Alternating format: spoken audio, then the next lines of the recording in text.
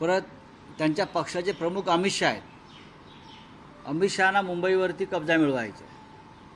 त्याच्यामुळे अमित शहा आणि त्यांचा जो पक्ष आहे एसएनसी हे कोणत्याही थराला जातील मुंबईवर कब्जा मिळवण्यासाठी, पण आम्ही ते होऊ देणार नाही. राऊतसाहेब, महाराष्ट्राच्या राजकारणात नेहमीच काका पुतण्याचं नातं हे चर्चेत राहिलेलं आहे. अनेक काका पुतण्यांच्या जोड्या महाराष्ट्राच्या राजकारणामध्ये बघितल्या. वाढदिवसानिमित्तानं राज ठाकरे आणि आदित्य ठाकरे पहिल्यांदाच शुभेच्छांच्या बॅनरवर एकत्र दिसत आहेत. मी देऊ द्या ना शुभेच्छा. अरे वाढदिवसाच्या शुभेच्छा लोक देत असतील. दोन नेत्यांना जे एकमेकांचे नातेवाईकसुद्धा आहेत, त्याच्यामध्ये मीडियाला शंका घेण्याचं किंवा प्रश्न विचारण्याचं कारण नाही आहे. कार्यकर्ते वाढदिवस साजरा करतात. कुटुंबापेक्षा आता वाढदिवस, नेत्यांचा वाढदिवस हे कार्यकर्ते साजरा करतात आणि ते त्यांच्या भावना असतात. पहिल्यांदा कसं होतं आहे की उद्धव ठाकरे यांचे कार्यकर्ते किंवा शिवसेना उद्धव बाळासाहेब ठाकरे पक्षाचे कार्यकर्ते हे आदित्य ठाकरेंचा वाढदिवस साजरा करताना शुभेच्छांचं होर्डिंग लावताना त्यावर राज ठाकरेंनाही शुभेच्छा देतात. चांगली गोष्ट आहे ना. महाराष्ट्राची परंपरा आहे ती. शरद पवारांच्या होर्डिंगवरती किंवा अन्य पक्षनेत्यांच्या होर्डिंगवरती अनेक फोटो असतात. शुभेच्छा देण्यासाठी कोणाला परवानगीची गरज लागत नाही आणि त्याच्यामुळे मीडियानं याच्यामध्ये उगाच वेगळा अर्थ काढू नये. पण यंदा राज ठाकरेंना 14 जूनला वाढदिवसानिमित्त शिवसेना उद्धव बाळासाहेब ठाकरे पक्षाकडून शुभेच्छा जातील. 14 जून आता यायचं आहे ना, अजून 13 जून येईल, मग 14 जून येईल ना. 13 जूनला अगदी वाढदिवस साजरा होऊ द्या, मग 14 जूनला तुम्हाला दिसेल. रोहित पवार असं म्हणतात की लोकसभेला जे पक्ष आमच्यासोबत होते त्यांनी चांगलं काम केलं, मात्र विधानसभेला आमच्यासोबत असलेल्या मित्र पक्षांनी स्वतःचा फायदा करून घेतला. त्यांचा ओघ कोणाकडे होता त्यांनी ते स्पष्ट केलं नाही, पण खरंच असं झालं की काही मित्र पक्षांनी फायदा करून घेतला. आता रोहित पवार हे कोणत्या अनुभवातून सांगतात मला माहीत नाही, पण लोकसभा निवडणुकीमध्ये आम्ही अत्यंत ताकदीनं लढलो. नरेंद्र मोदी, अमित शहा यांच्या हुकुमशाहीविरुद्ध एक वातावरण आणि एक लाट महाराष्ट्रात आम्ही निर्माण करू शकलो. तीच लाट विधानसभेला सुद्धा होती. कोणत्याही परिस्थितीमध्ये महाराष्ट्रातल्या घटनाबाह्य सरकार जाणार अशाच प्रकारचं वातावरण होतं. तरीही आम्हाला सत्ता मिळाली नाही. याचं कारण तुम्हाला सगळ्यांना माहिती आहे. राहुल गांधींनी या विषयावरती प्रखर भाष्य केलेलं आहे आणि तेच सत्य आहे. आता कोणावरही खापर फोडणं, दोष देणं हे आता बरोबर नाही. आम्ही राष्ट्रवादी काँग्रेसचं काम केलं, राष्ट्रवादी काँग्रेसनं आमचं काम केलं. काँग्रेस पक्षानं आमचं काम केलं, आम्ही काँग्रेस पक्षाचं काम केलं. नक्कीच जागा वाटपामध्ये शेवटपर्यंत विधानसभेला जो घोळ झाला त्याचा काही प्रमाणामध्ये आम्हाला त्रास झाला. शेवटी लोकसभेला जागा वाटप सोपं होतं. एखाद दुसरी जागा सोडली तर फार वाद नव्हते, पण विधानसभेच्या जागा वाटपात, कारण प्रत्येकाला वाटत होतं की आमचाच मुख्यमंत्री व्हायला पाहिजे आणि आमची सत्ता येणार, त्यातून जागा वाटपात काही तेढ निर्माण झाली आणि ती चुकीची होती. राऊतसाहेब, ऑपरेशन सिंधूचं महत्त्व पटवून देण्यासाठी जे शिष्टमंडळ परदेशात गेले होतं त्यात एनसीपीच्या खासदार सुप्रिया सुळे होत्या. काल इंडियन एक्सप्रेसमध्ये त्यांचा एक लेख आला आहे.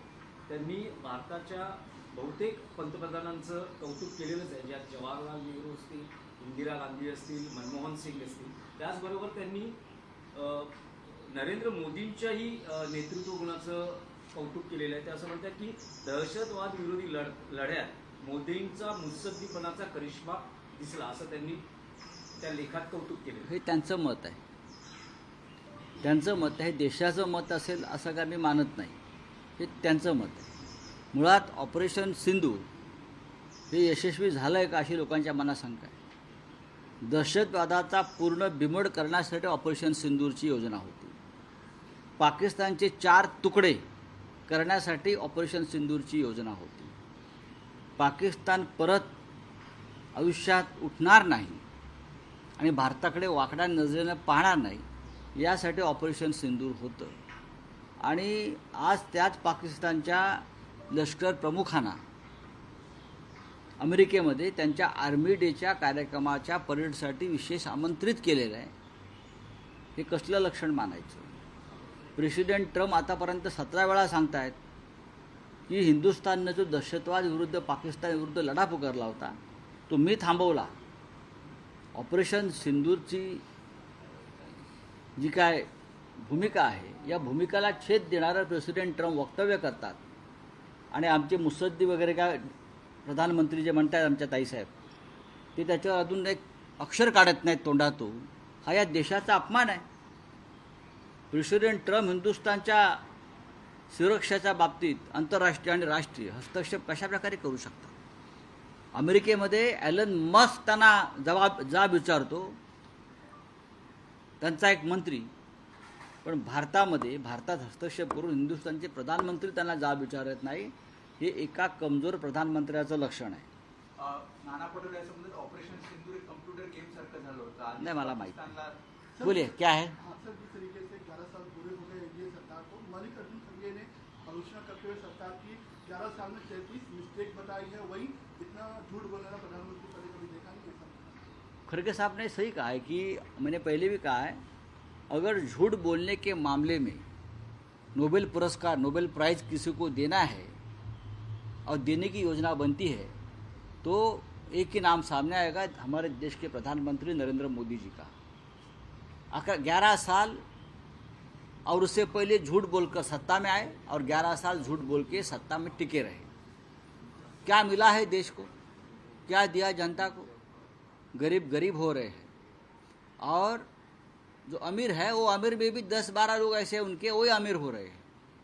इस देश में बेरोज़गारी बढ़ रही है, महंगाई बढ़ रही है, एजुकेशन सिस्टम पूरी तरह से फेल्योर है, टेररिज्म बढ़ रहा है, पाकिस्तान आँख उठाकर देख रहा है, चाइना घुस रहा है हिंदुस्तान में. तो 11 साल में आपने क्या किया? आप मुझे बोले देश की अर्थव्यवस्था पूरी तरह से ख़त्म हो गई है.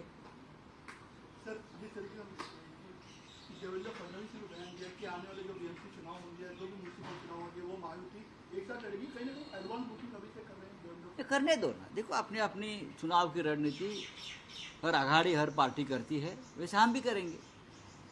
देवेंद्र फडणवीस अगर किसी के साथ चुनाव लड़ने की भाषा करते हैं या एक कोई अलायंस बनाते हैं तो उनका अलायंस है. दोनों पार्टियां देखो अलायंस किससे करेंगे? बीजेपी है और जो दो पार्टी है वो उनकी ही पार्टी है ना. अमित शाह उनके प्रेसिडेंट है एक्चुअली. एक अजित पवार की पार्टी अमित शाह चला रहे और जो एसएनसी यानी एकनाथ शिंदे ग्रुप है वो भी भाजपा का ही पार्टी है, अमित शाह की पार्टी है. तो घर का मामला है उनका. मतविभाजन होऊ नये यासाठी सर, विधानसभा में उनकी तैयारी पहले से उन्होंने घोषणा कर दी थी, पर अब आपकी सीट डिक्लेयर नहीं हुई थी. बीएमसी में वो तैयारी करके खड़े हैं, ऐसा उनका कहना है. करने दो. आपके एंड से भी इस तरह की तैयारी का घोषणा पहले होगा कि एंड मोमेंट तक वो सीट नहीं, का मामला दिखाएगा? हमारी चर्चा चल रही है. जिससे चर्चा होनी है उससे चर्चा हो रही है और हम भी आपको पता चलेगा बहुत ही मजबूती से हम चुनाव में सामने आएंगे बीएमसी के. नाही, पण राऊत साहेब, शिवसेना उद्धव बाळासाहेब ठाकरे हा पक्ष मुंबई महापालिका किंवा अन्य महापालिका निवडणुका महाविकास आघाडी म्हणून लढेल की मनसेशी युती करण्यामध्ये पक्षाला स्वारस्य आहे? याचं तुम्हाला उत्तर माननीय उद्धव ठाकरे लवकरच देतील. शिवसेना पक्षप्रमुख माननीय उद्धव ठाकरे हे या विषयावरची तुमच्या मनातल्या सगळ्या शंकांचं निरसन करतील. महाराष्ट्रामध्ये आजही महाविकास आघाडी एकत्रित काम करते. पण आम्ही हा स्थानिक स्वराज्य संस्थांचा विषय असल्यामुळे स्थानिक लेवलला आमच्या कार्यकर्त्यांच्या काय भावना आहेत, कोणाबरोबर जायला पाहिजे, कुठे काँग्रेसबरोबर जावं असं वाटतंय, कुठे राष्ट्रवादीबरोबर भूमिका असावी असं वाटतंय, मुंबईमध्ये वेगळा निर्णय काही लोकांना घ्यावा असं वाटतंय. तर या सगळ्या संदर्भात पूर्ण आमचं काम विचार आणि भूमिका ठरल्यावर लवकरच आता कुठे प्रभाग समित्यांची रचना सुरू आहे, त्याच्या आधी सगळं होऊन जाईल ना. नाही, पण प्रायोरिटी ही मनसे असू शकते का?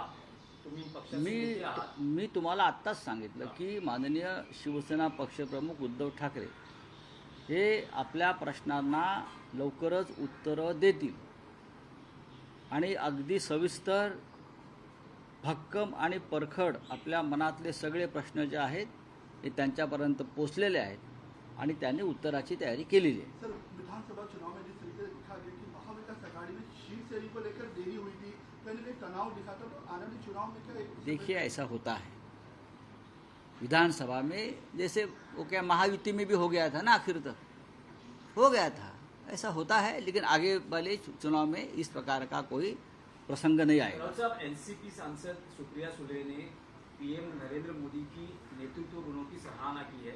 वो फॉरेन डेलीगेशन में खुद शामिल भी थी। ऑपरेशन सिंदूर को लेके जो डेलीगेशन विदेश में गया था, उसके बाद उन्होंने एक आर्टिकल लिखा है इंडियन एक्सप्रेस में, उसमें उन्होंने मोदी के गुणों की सराहना की।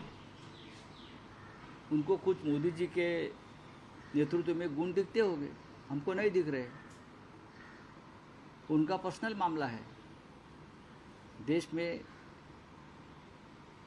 एक सांसद है सुप्रिया जी, अपनी भूमिका व्यक्त करने का उनको अधिकार है।